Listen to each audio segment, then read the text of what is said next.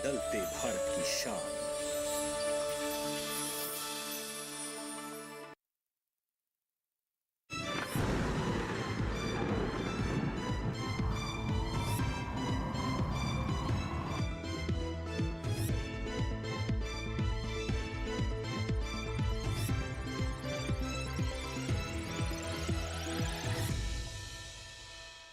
नमस्कार, आप देख रहे हैं दूरदर्शन किसान मौसम खबर में आप सभी का स्वागत है। मैं हूं आपके साथ ज्योत्सना। मौसम खबर में जानेंगे कहां होगी बरसात, कहां रहेगा मौसम साफ, कैसी रहेगी तापमान की स्थिति, साथ ही किसानों के लिए कृषि सलाह भी। लेकिन शुरुआत करेंगे आज की 5 बड़ी खबरों के साथ, जिनमें कुछ 5 ऐसे राज्य शामिल हैं जिनके बारे में हम आपको देंगे जानकारी। तटीय आंध्र प्रदेश से करते हैं शुरुआत। यहाँ पर कहीं कहीं अगले 24 घंटों के दौरान हो सकती है भारी बरसात। इसके बाद अब बारी आती है रायलसीमा की, तो यहाँ पर भी इक्का दुक्का इलाकों के अंदर जो है वो मूसलाधार वर्षा होने के अनुमान है।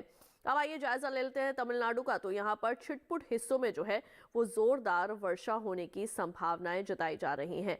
और अब रुक कर लेते हैं केरल का। तो यहाँ पर बिजली की चमक के साथ जो है वो चल सकती हैं तेज हवाएं। और अंत में आइए बात कर लेते हैं अंडमान निकोबार द्वीप समूह की। तो यहाँ पर भी बिजली की चमक के साथ तेज हवाएं चलने की संभावना है।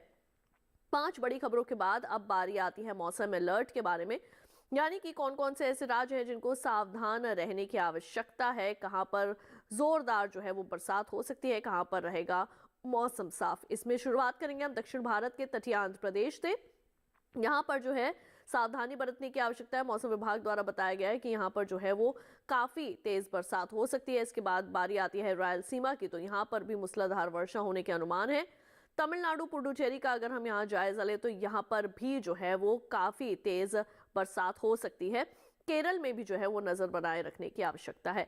अब बारी आती है मौसम पूर्वानुमान की, जिसमें हम आपको बताएंगे अगले 24 घंटों के दौरान कहाँ रहेगा मौसम साफ और कहाँ होगी बरसात। शुरुआत करेंगे उत्तर पश्चिम भारत के जो पर्वतीय क्षेत्र है वहां से। जम्मू कश्मीर, श्रीनगर, लेह लद्दाख, यहाँ पर मौसम साफ रहेगा।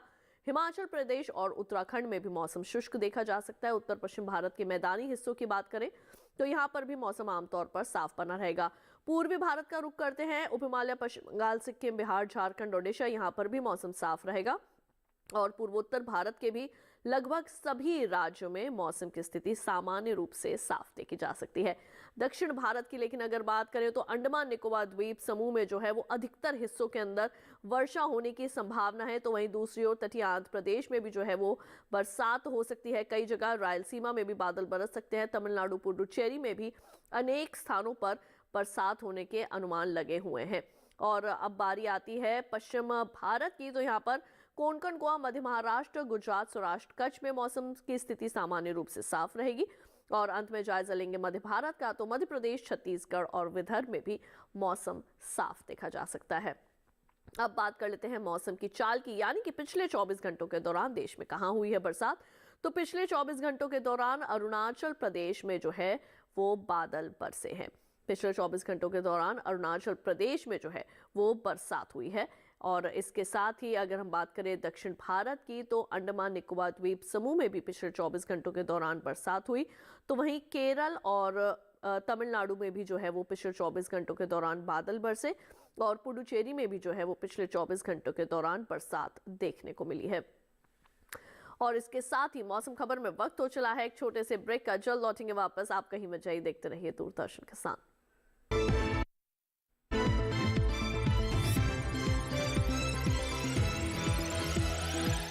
रोज सब्जी का स्वाद बढ़ाए और घर वालों का प्यार पाए। गोल्डी सब्जी मसाले, जहाँ जाए रिश्ते बनाए, गोल्डी मसाले।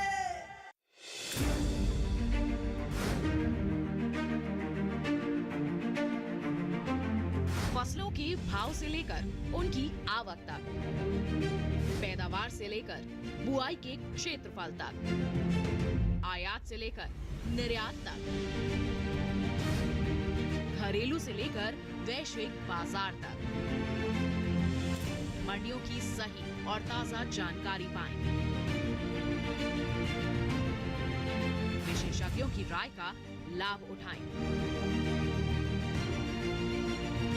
देखिए मंडी खबर सोमवार से शनिवार शाम 5 बजे सिर्फ दूरदर्शन किसान पर।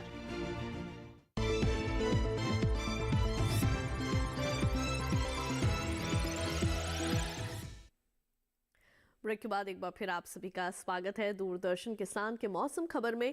आइए बढ़ते हैं आगे और अब बात कर लेते हैं तापमान की स्थिति की, यानी कि पिछले 24 घंटों के दौरान अधिकतम और न्यूनतम तापमान की स्थिति जो है वो कैसी रही, इसके बारे में देंगे आपको जानकारी। जहां पर हम शुरुआत करेंगे अधिकतम तापमान की स्थिति के साथ, और पहले हम आपको बता दें कि न्यूनतम तापमान जो है वो किस तरीके का रहा पिछले 24 घंटों के दौरान। लेह लद्दाख जम्मू कश्मीर में जो है वो न्यूनतम तापमान सामान्य की तुलना में 3 से 5 डिग्री जो है वो ज्यादा रिकॉर्ड किया गया। इसके बाद हिमाचल प्रदेश उत्तराखंड की अगर आपको जानकारी दें तो यहाँ पर भी न्यूनतम तापमान सामान्य के मुकाबले 1 से 3 डिग्री ज्यादा रहा। पूर्वी उत्तर प्रदेश में भी न्यूनतम तापमान की ऐसी स्थिति जो है वो देखने को मिली है। और इसके साथ ही बढ़ते हैं आगे, उप हिमालय पश्चिम बंगाल सिक्किम की अगर आपको जानकारी दे तो यहाँ पर भी न्यूनतम तापमान सामान्य के मुकाबले 1 से 3 डिग्री अधिक रिकॉर्ड किया गया। गांगे पश्चिम बंगाल और झारखंड में भी न्यूनतम तापमान की ऐसी स्थिति जो है वो देखने को मिली है। तेलंगाना की अगर आपको जानकारी दे तो यहाँ पर न्यूनतम तापमान सामान्य के मुकाबले 1 से लेकर 3 डिग्री सेल्सियस तक ज्यादा रहा। वहीं कर्नाटक के जो भीतरी हिस्से हैं यहाँ पर भी न्यूनतम तापमान 1 से 3 डिग्री सेल्सियस तक अधिक रिकॉर्ड किया गया। छत्तीसगढ़ में अगर न्यूनतम तापमान की जानकारी दे तो ये यहाँ पर न्यूनतम तापमान सामान्य की तुलना में 1 से लेकर 3 डिग्री सेल्सियस तक ज्यादा दर्ज किया गया है। और इसके साथ ही आपको बता दें कि पूर्वी मध्य प्रदेश में न्यूनतम तापमान की स्थिति कैसी रही, तो पूर्वी मध्य प्रदेश में न्यूनतम तापमान सामान्य के मुकाबले 3 से 5 डिग्री अधिक रिकॉर्ड किया गया। तो वहीं पूर्वी राजस्थान के सीकर में न्यूनतम तापमान जो है वो 9.5 डिग्री सेल्सियस दर्ज किया गया है। अब बारी आती है अधिकतम तापमान की स्थिति की। तो अधिकतम तापमान में शुरुआत करेंगे बिहार के साथ। यहाँ पर अधिकतम तापमान सामान्य के मुकाबले 1 से लेकर 3 डिग्री सेल्सियस तक कम आंका गया है। और अब आपको जानकारी देते हैं असम और मेघालय के बारे में। तो यहाँ पर भी अधिकतम तापमान सामान्य की तुलना में 3 से 5 डिग्री ज्यादा रिकॉर्ड किया गया। और इसके साथ ही बढ़ते हैं आगे और अब बात कर लेते हैं हम यहाँ पर ओडिशा की। तो ओडिशा में अधिकतम तापमान सामान्य की तुलना में 1 से लेकर 3 डिग्री सेल्सियस तक ज्यादा दर्ज किया गया है। अरुणाचल प्रदेश में भी अधिकतम तापमान की ऐसी स्थिति देखने को मिली है। नागालैंड, मणिपुर, मिजोरम और त्रिपुरा की बात करें तो यहाँ पर भी 1 से लेकर 3 डिग्री सेल्सियस तक सामान्य के मुकाबले अधिकतम तापमान ज्यादा दर्ज किया गया। तमिलनाडु, पुडुचेरी और केरल की अगर आपको जानकारी दे तो यहाँ पर अधिकतम तापमान सामान्य की तुलना में 1 से लेकर 3 डिग्री सेल्सियस तक ज्यादा दर्ज किया गया है। तो वहीं मराठवाड़ा के बारे में अगर बात करें तो मराठवाड़ा में अधिकतम तापमान सामान्य के मुकाबले 1 से लेकर 3 डिग्री सेल्सियस तक ज्यादा आंका गया है। ये हम आपको जानकारी दे रहे हैं अधिकतम तापमान की स्थिति के बारे में। विदर्भ पर आइए डालते हैं एक नजर। तो विदर्भ में अधिकतम तापमान सामान्य की तुलना में 3 से लेकर 5 डिग्री सेल्सियस तक ज्यादा दर्ज किया गया। और छत्तीसगढ़ में भी अधिकतम तापमान की ऐसी स्थिति देखने को मिली है। तो वहीं दूसरी ओर छत्तीसगढ़ के राजनांदगांव में अधिकतम तापमान 37.5 डिग्री सेल्सियस दर्ज किया गया है। और इसके साथ ही आइए बढ़ते हैं आगे और देश के शेष राज्यों की तापमान की स्थिति पर डालते हैं नजर।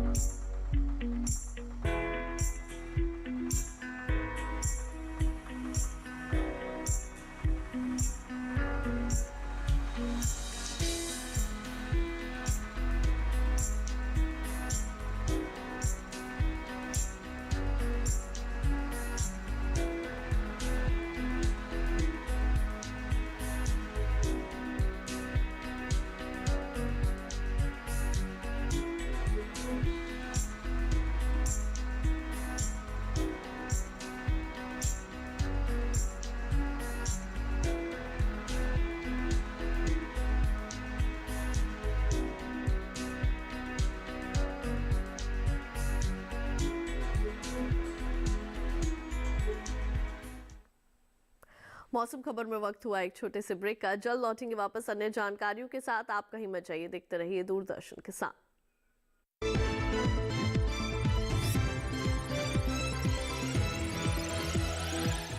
रोज सब्जी का स्वाद बढ़ाए और घर वालों का प्यार पाए। गोल्डी सब्जी मसाले, जहाँ जाए रिश्ते बनाए गोल्डी मसाले।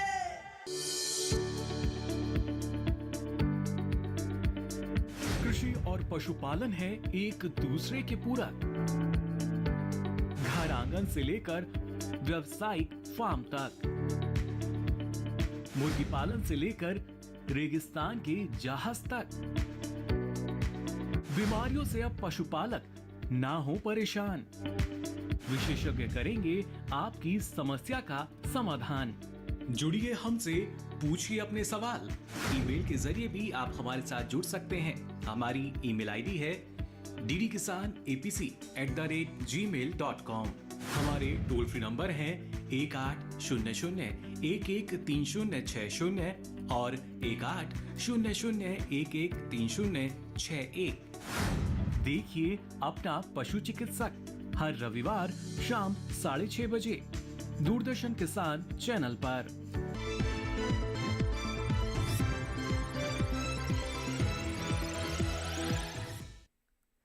ब्रेक के बाद एक बार फिर आप सभी का स्वागत है दूरदर्शन किसान के मौसम खबर में। अब आइए बढ़ते हैं आगे और अब बात कर लेते हैं वायु गुणवत्ता सूचकांक के बारे में, यानी कि कौन कौन से ऐसे शहर हैं जिनके बारे में हम आपको देंगे जानकारी और वहां की वायु जो है वो किस प्रकार की है। वायु गुणवत्ता सूचकांक के आधार पर क्या दर्ज की गई है। शुरुआत करेंगे राजधानी दिल्ली के साथ। यहाँ पर वायु गुणवत्ता सूचकांक के आधार पर है 150, यानी कि 150 और ये एक संतोषजनक स्थिति में आती है। लखनऊ की है 151 और ये भी एक संतोषजनक स्थिति में इसको देखा जा सकता है। इसके साथ ही बढ़ते हैं आगे और अब बात करते हैं पटना की 157 जो है वो यहाँ पर वायु गुणवत्ता सूचकांक के आधार पर इसको दर्ज किया गया है पटना की वायु को। और बेंगलुरु की अगर बात करें तो ये है 168 जो है वो यहाँ पर दर्ज की गई है वायु गुणवत्ता सूचकांक के आधार पर। 235 है पुणे की और ये एक थोड़ी खराब स्थिति में देखी जा सकती है। इसके साथ ही बढ़ते हैं आगे और अब रुक कर लेते हैं हैदराबाद का। 338 है, यहाँ पर स्थिति जो है वो खराब है हैदराबाद की।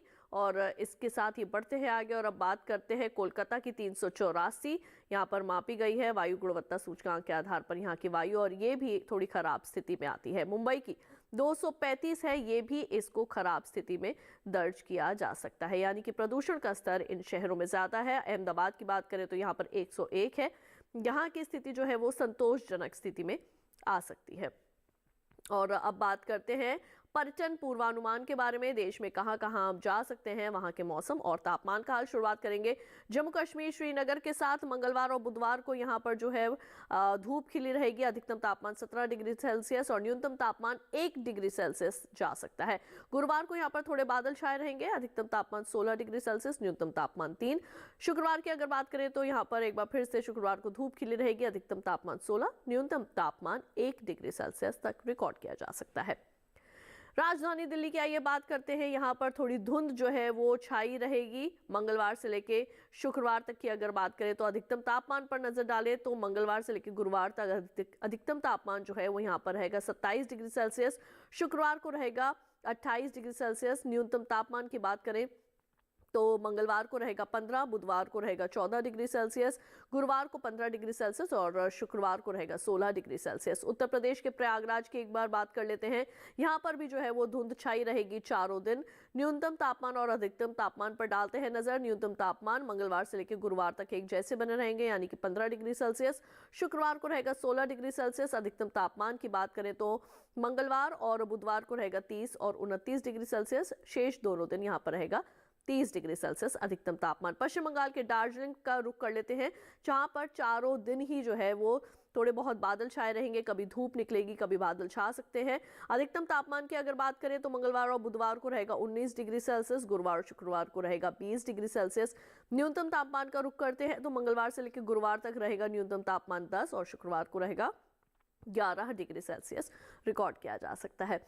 बढ़ते हैं आगे और अब नागालैंड के कोहिमा की अगर बात करें तो मंगलवार और बुधवार को यहाँ पर थोड़े बहुत बादल छाए रहेंगे, कभी धूप भी निकल सकती है। अधिकतम तापमान पर नजर डालें तो रहेगा 23 और 22 डिग्री सेल्सियस। न्यूनतम तापमान 9 और 10 डिग्री सेल्सियस। गुरुवार और शुक्रवार को लेकिन यहाँ पर बरसात हो सकती है तो थोड़ा ख्याल रखें। अधिकतम तापमान रहेगा 22 डिग्री सेल्सियस, न्यूनतम तापमान रह सकता है 10 डिग्री सेल्सियस। रुक कर लेते हैं दक्षिण भारत का। आंध्र प्रदेश के विजयवाड़ा का मंगलवार से लेकर शुक्रवार तक यहाँ पर बादल छाए रहेंगे।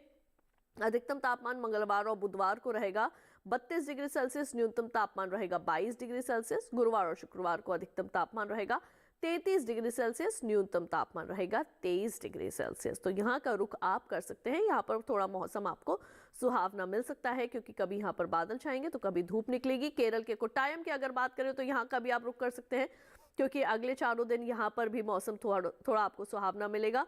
और मंगलवार को अगर अधिकतम तापमान की बात करें तो रहेगा 32 डिग्री सेल्सियस, न्यूनतम तापमान रहेगा 24 डिग्री सेल्सियस।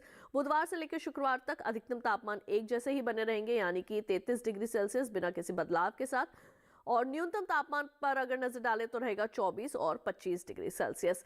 महाराष्ट्र के महाबलेश्वर का ये रुख कर लेते हैं। चारों ही दिन यहाँ पर अगले धूप खिली रहेगी। अधिकतम तापमान जो है वो 25 डिग्री और 24 डिग्री सेल्सियस तक रह सकते हैं। शुक्रवार को एक बार फिर से रहेगा 25 डिग्री सेल्सियस। न्यूनतम तापमान की अगर बात करें तो मंगलवार को रहेगा 16 डिग्री सेल्सियस, बाकी के दोनों दिन रहेगा 15 डिग्री सेल्सियस। शुक्रवार को एक बार फिर से न्यूनतम तापमान हो सकते हैं 16 डिग्री सेल्सियस। अब आ जाते हैं देश के मध्य भारत में। तो यहाँ पर मध्य प्रदेश के खजुराहो की अगर बात करें तो चारों ही दिन यहाँ पर जो है थोड़ी धुंध जो है वो छा सकती है। अधिकतम तापमान पर नजर डालें तो चारों ही दिन अधिकतम तापमान एक जैसे आपको देखने को मिलेंगे, यानी कि 29 डिग्री सेल्सियस रहेगा अधिकतम तापमान। मंगलवार को न्यूनतम तापमान रहेगा 15 डिग्री सेल्सियस, बाकी के तीनों दिन यहाँ पर न्यूनतम तापमान 14 डिग्री सेल्सियस दर्ज किया जा सकता है। राजस्थान के जोधपुर की अगर बात करें तो मंगलवार को यहाँ पर थोड़े बादल छा सकते हैं। 28 डिग्री सेल्सियस रहेगा अधिकतम तापमान, 15 डिग्री सेल्सियस रहेगा न्यूनतम तापमान। शेष बाकी के तीनों दिन यहाँ पर धूप खिली रहेगी, लेकिन अधिकतम और न्यूनतम तापमान एक जैसे ही बने रहेंगे, यानी कि 28 डिग्री सेल्सियस और 15 डिग्री सेल्सियस रहेगा न्यूनतम तापमान। तो राजस्थान के जोधपुर का रुख भी जो है वो आप अपने परिवार के साथ कर सकते हैं।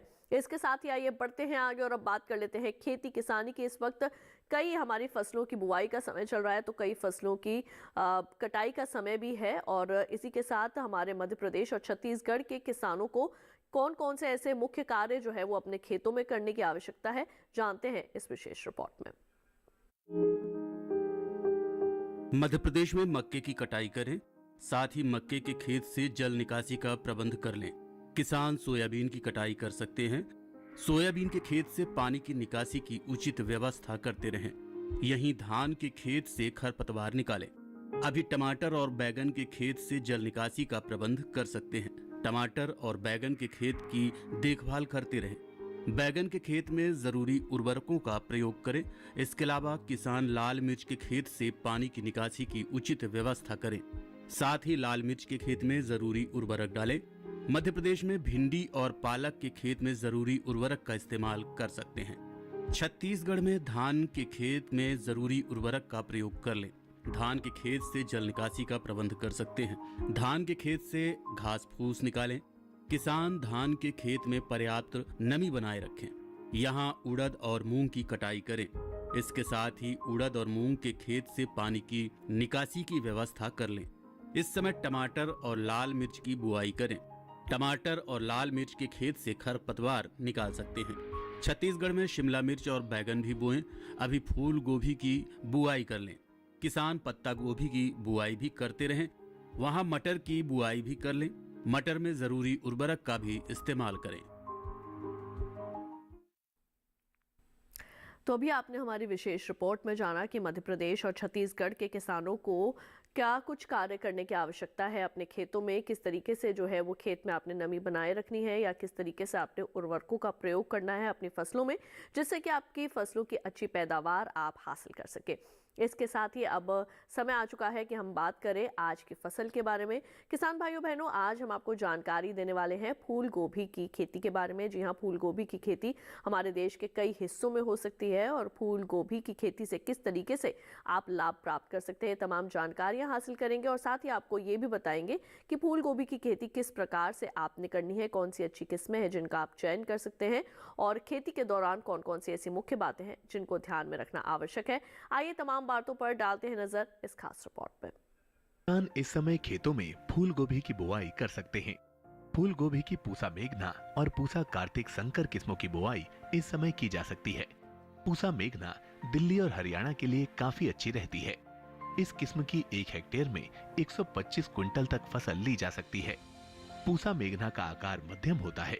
इसमें हरे डंठल होते हैं और पूरे किनारे वाली पत्तियां होती हैं। इसके फूल का रंग सफेद होता है। वहीं पूसा कार्तिक संकर की बुआई पंजाब, उत्तर प्रदेश, बिहार, झारखंड, पश्चिम बंगाल और असम में की जा सकती है। इस किस्म की 1 हेक्टेयर में 149 क्विंटल तक की पैदावार ली जा सकती है। इसका आकार मध्यम, फूल सफेद और वजन 475 ग्राम तक होता है। बुआई से पहले खेत को अच्छी तरह जोतकर समतल जरूर कर लें। बुआई करते समय पौध से पौध की दूरी 45 सेंटीमीटर और कतार से कतार की दूरी 30 सेंटीमीटर रखें। 1 हेक्टेयर के लिए 400 से 500 ग्राम बीज काफी रहेंगे। फूल गोभी को अधिक खाद और उर्वरक की जरूरत होती है। जब पौध 4 से 6 हफ्ते की हो जाए तो उनकी रोपाई कर लें। रोपाई के तुरंत बाद और फिर 7 से 10 दिन के अंतराल पर सिंचाई करें। इसके अलावा खरपतवार पर काबू पाने के लिए महीने में 2 बार निराई जरूर करें। ऐसा करने से फसल अच्छी होगी। फसल को सुंडी और हीरक पतंगा से बचाने के लिए स्पाइनोसैट दवा की 2 मिलीलीटर यानी 2 छोटे चम्मच मात्रा को 10 लीटर पानी में मिलाकर छिड़काव करें। इसके अलावा रस चूसने वाले कीटों की रोकथाम के लिए थायोमेथिक्साम की 2 ग्राम मात्रा यानी 1 छोटा चम्मच को 10 लीटर पानी में मिलाकर छिड़काव करें। ध्यान रखें कि जहां कीटों का अधिक प्रकोप हो, सिर्फ वहीं दवा का छिड़काव विशेषज्ञों की सलाह से करें। इससे लागत में भी कमी आएगी और पर्यावरण और सेहत को भी नुकसान कम होगा।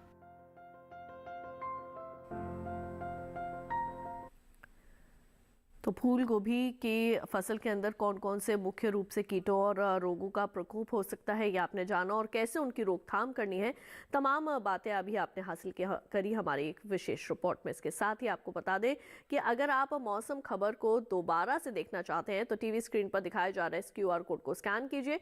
इससे आप सीधे हमारे YouTube चैनल पर चले जाएंगे, वहां जाकर आप ले सकते हैं मौसम का हाल मौसम खबर के साथ। तो आज के लिए मौसम खबर में बस इतना ही। उम्मीद है मौसम खबर से आप सभी को मदद मिल रही होगी। मौसम का ताज़ा हाल और कृषि सलाह लेकर फिर होंगे हाजिर। आप देखते रहिए दूरदर्शन किसान और मुझे दीजिए इजाजत। नमस्कार।